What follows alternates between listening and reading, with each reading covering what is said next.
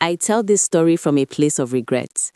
I tell it because silence has a sound, and I did not hear it until it was too late.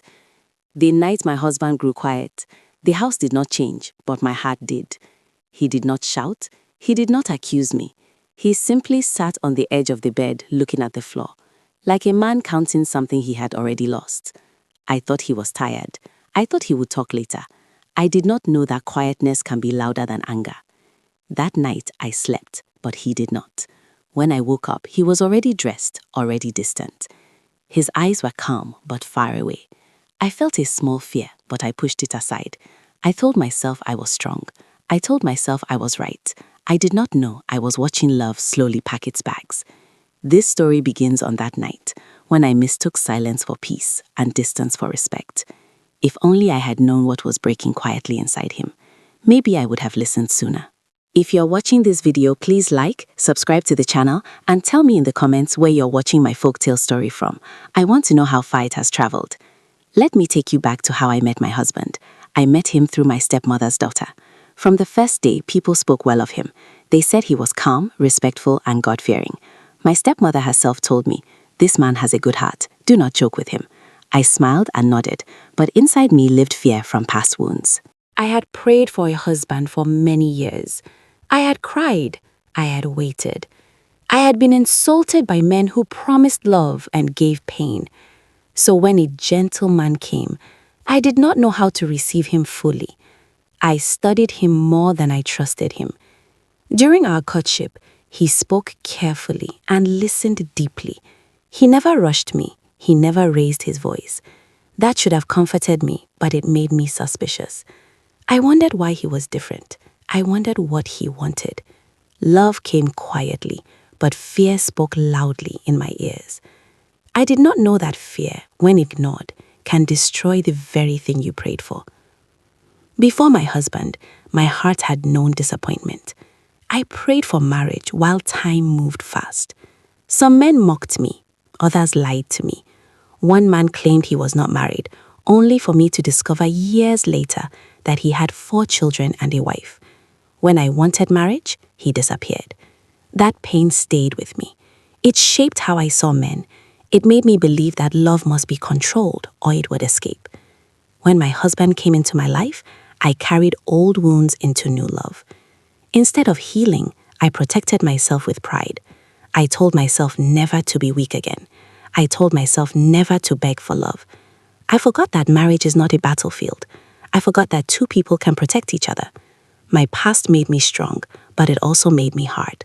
I did not know that hardness can push away goodness. Looking back now, I see that my husband was paying for the sins of men he never knew. After we married, something strange grew in my heart. I began to believe a lie. I believed that a man could not be happy if his wife was financially free while he struggled. I believed that such a man would feel small and angry. That thought changed how I treated my husband. When he struggled with work, I looked at him with judgment, not support. I forgot his many skills. I forgot his effort. I measured him with money, not character. Instead of standing beside him, I stood above him in my mind. I told myself I was being realistic. I told myself I was protecting myself. But in truth, I was slowly killing respect. Love cannot survive where respect dies. I did not know this then. I was too busy proving strength. There was a woman who fed this lie in me. She was my husband's uncle's wife. She had lived away from her own husband for many years, yet she spoke boldly about marriage. She told me stories that sounded wise, but were full of poison. She said men must be controlled. She said never allow your husband grow too strong.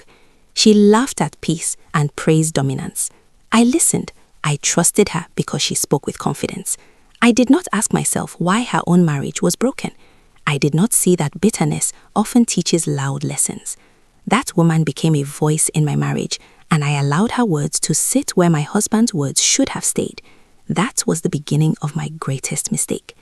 The woman, my husband's uncle's wife, spoke to me often. She said if my brothers helped my husband get a good job, he would no longer listen to me. She said money gives a man wings, and I should clip those wings early. I listened carefully. Her words sounded smart. She said a woman must stay ahead or be crushed. When my husband struggled with work, instead of praying with him, I watched him closely. I hid support instead of offering it. I told myself I was being wise. I told myself I was protecting my future. But deep inside, something cold was growing. Love was turning into a contest. I did not see that marriage is not about winning. Each day, my husband worked hard, trying many skills, hoping one would open a door. Instead of encouragement, I gave silence and sharp looks. I forgot that patience is also strength. The woman's voice became louder in my heart than my husband's quiet effort. That was when trust started cracking, though I did not hear the sound. She also told me never to say sorry. She said apology is weakness. She said once a woman bends, a man will climb her forever. I believed her. When my husband complained about my words or actions, I stood firm. Even when I knew I was wrong, I refused to admit it. I folded my arms and hardened my face. I told myself I was strong. But strength without humility becomes pride. My husband noticed. He would pause, breathe deeply, and speak calmly. Sometimes he said, "Let us talk." Other times he said nothing. Each time I refused to apologize, something broke quietly. I thought silence meant surrender. I did not know silence can be a shield for survival. I trained myself to never say sorry, and I trained my husband to stop hoping. That is a dangerous lesson to teach someone you love. Many times, my husband called me to sit and talk. He wanted peace. He wanted understanding.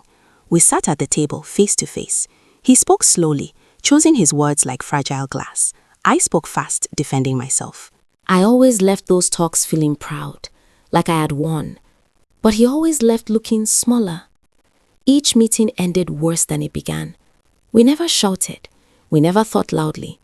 But cold words can cut deeper than noise. I thought calm meant nothing was wrong. I did not know calm can hide deep wounds. After each talk, he grew quieter. I thought he was learning. I did not know he was withdrawing. Peace talks became battlefields, and I never noticed the blood. What confused me most was his gentleness. Even when hurt, he did not insult me. He did not threaten me. He did not raise his voice. He simply explained how he felt. I mistook that for weakness. I thought a strong man would shout. I thought a serious man would fight back.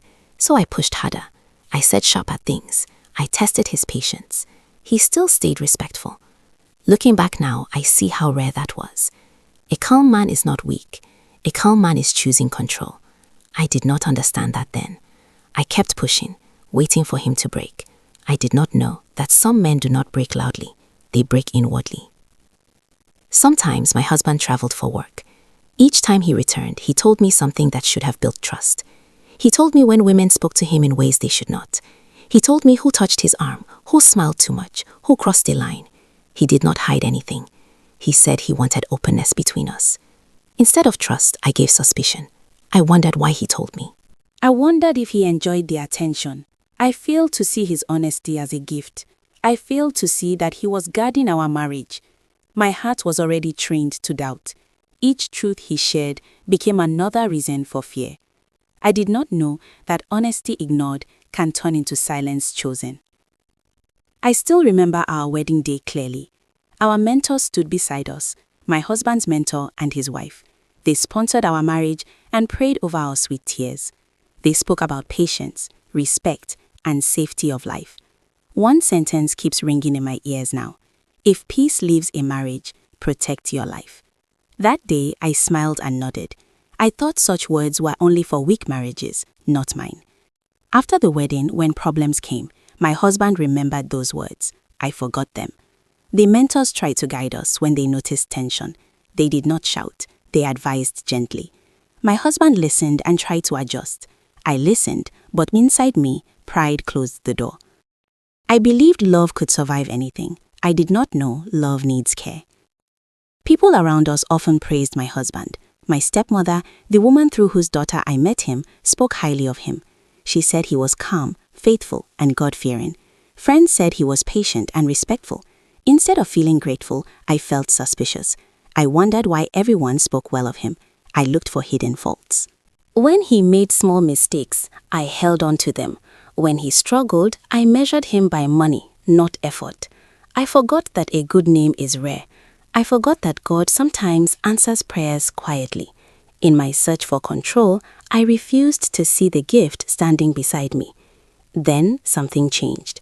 My husband stopped calling for peace talks. He stopped trying to explain himself. He still greeted me. He still respected me. But his eyes were no longer searching for mine. I felt a strange fear. I missed his words, even his complaints. The house felt calm, but heavy. I told myself it was peace.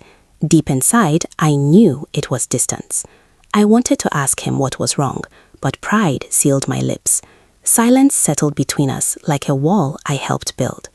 One evening, my husband spoke to me about my closeness to his uncle's wife. He spoke slowly and gently. He said her life was not a good example of peace. He warned me that her advice could harm our marriage. I felt offended. I felt challenged. I accused him in my heart of wanting control. I refused to listen. That was the day I turned away from wisdom. I chose another woman's bitterness over my husband's concern. That choice wounded our marriage deeply. After that, the woman's voice grew louder in my life. She told me again never to allow my brothers help my husband. She said keep him struggling so he would remain loyal. She said never say sorry. I obeyed her. I became colder. I became harder. I thought I was winning. I did not know I was pushing my husband towards the door of survival. As time passed, something else died quietly between us. Intimacy faded, not just in the body, but in the heart. My husband still treated me with respect. He never forced himself on me. He never complained loudly. He waited. I blamed age. I blamed stress. I blamed work. I did not look inward. I did not see how emotional distance slowly turns into physical distance. He would lie beside me, quiet, facing the wall. I felt his presence, but not his closeness. Sometimes I felt relieved. Other times I felt empty. I told myself this was normal. I did not know that love starves without connection. Instead of asking what he needed, I focused on what I wanted to protect. I forgot that marriage needs softness to survive. I forgot that respect without warmth becomes loneliness. Each night, the space between us grew wider, and I did nothing to close it. One morning, I noticed something frightening. My husband was no longer reacting to my words. When I spoke sharply, he did not respond. When I complained, he nodded calmly. He had stopped engaging. That scared me more than arguments ever did. I realized he was not angry. He was preparing his heart to leave emotionally. I felt it in the way he moved, careful and quiet.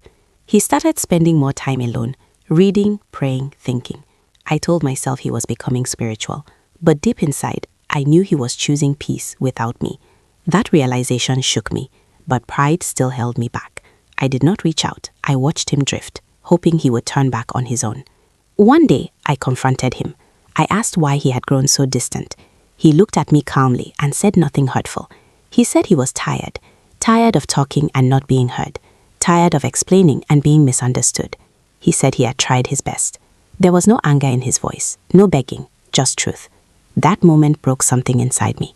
I expected a fight. I received closure. His calmness told me he had already made peace with his decision. That scared me deeply. For the first time, I faced the truth. I had never fully believed my husband married me for love. I believed he wanted money. I believed he wanted connections. That lie guided my actions. I measured his heart wrongly. I judged his intentions unfairly. A few days later, our mentor invited both of us to his house. This surprised me, but I knew my husband must have reported me to him in pursuit of peace. I hesitated, but I agreed. On the way, the car was silent. At the house, his wife welcomed us warmly. We sat together like family, but the air was serious. Our mentor spoke gently. He inquired to know my view of the marriage. I spoke carefully at first, then freely. I repeated my beliefs. I told him I felt used. I told him I felt older and afraid. When I mentioned money again, the man raised his hand gently. He asked me one question. Did he ever ask you for your salary? I paused. I said no. Did he ever demand your brothers give him work? I shook my head. Silence filled the room. Our mentor nodded slowly. He spoke about assumptions and fear. He spoke about how wounds from the past can poison the present. His wife added that hiding the truth at the beginning creates shadows later. My eyes filled with tears. This was the first time someone calmly challenged my story without anger. I watched quietly as I felt both pain and relief. Pain because it took outsiders to say what my husband had lived. Relief because truth was finally standing on its feet. I saw now how that belief poisoned everything. I felt shame, I felt regret, but regret came late. The damage was already deep. Then I remembered our mentor's words again. The safety of your life is paramount. I realized my husband had chosen survival. He was saving his heart, his peace, his life. And I finally understood. I was watching the end of a marriage I helped destroy. By now, I saw him clearly, though it was too late. He no longer argued, he no longer called for peace talks. He lived quietly in the house, calm but distant. Every morning I watched him walk, pray, and care for our child. He carried himself with dignity, even while my pride had pushed him away. I began to fear that his silence was permanent. He had chosen peace over endurance. I realized how many chances he had given me. Every honest word I ignored, every gentle warning I rejected, every calm look I misread as weakness. I remembered the small truths he shared about other women, about work, about life. He never hid anything. I had the chance to see love in its purest form, and I chose suspicion instead. My heart ached with the weight of regret. I wished I could go back, but I could not. The man I mistreated had become a stranger by choice, not anger. And I saw for the first time that some men do not leave with noise. They leave quietly, leaving lessons behind. I thought back to the men before him, the ones who lied, cheated, and ran. I remembered the one who claimed he was unmarried, but hid 4 children. I remembered the insults and broken promises. Those past pains shaped me. They made me afraid to trust. But I saw now that fear is dangerous when it rules a marriage. I carried my past into the present and destroyed what God gave me. My husband, faithful, patient, and honest, had not hurt me, yet I treated him as if he would. I cursed myself for letting another woman's words, my uncle's wife, be louder than the wisdom of my own heart. I prayed silently, asking God to forgive me, asking for guidance I ignored too long. I wept for the life we could have had, for the peace I turned into war, and for the love I mistook for weakness. I realized that some lessons can only be learned when the heart is empty. The full weight of my mistakes hit me one night. I could no longer deny it. I lost a good man because I wanted control, not love. I lost him because I believed lies instead of truth. I lost him because I obeyed pride and a poisonous voice instead of listening to wisdom and gentleness. I remembered how he lived by his vows, how honest he was, how he showed me the truth about every temptation, every advance from other women, and I ignored it. I remembered how my stepmother praised him, how our mentors loved and supported him, and how he carried himself with dignity despite my suspicion. Now, regret flooded me like a river I could not cross. I wanted to speak, to beg, to apologize, but I knew the silence was permanent. Some lessons arrive too late. Some love cannot return once ignored. I was learning the hardest lesson of my life. I turned my thoughts to the woman who had guided me wrongly, my husband's uncle's wife. I cursed her in my heart, not for her life, but for the poison she planted in mine. She taught me to control, to dominate, to fear truth, and to mistrust my husband. I obeyed her over the man who had loved me faithfully. I now see how dangerous bad counsel is. She told me men do not like wives who are independent, who earn, or who think for themselves. I believed her. I lost my calm, faithful Christian husband because I listened to another woman instead of his gentle heart. I realize now that her voice cost me years of peace and love. Every day I regret it. Every day I see what I destroyed. And yet, I must live with this lesson and tell it so others do not make my mistakes. This story is an African cult kill I tell to our waking hearts. It shows that love ignored and honesty doubted can vanish quietly. It shows that guidance ignored can destroy a life you prayed for.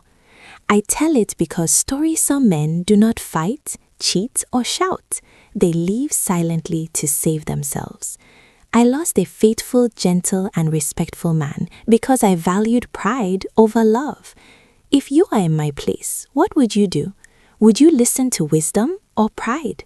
Would you protect love or destroy it with suspicion? think carefully. Every colt tale is like a candle, lighting the path for someone else. May this story teach you to see truth, respect loyalty, and protect love before it is too late. God bless you, and may courage guide your hands. On the final screen, I leave you with another beloved folktale from our land. I am sure it will touch your heart. Thank you for staying with me until this moment.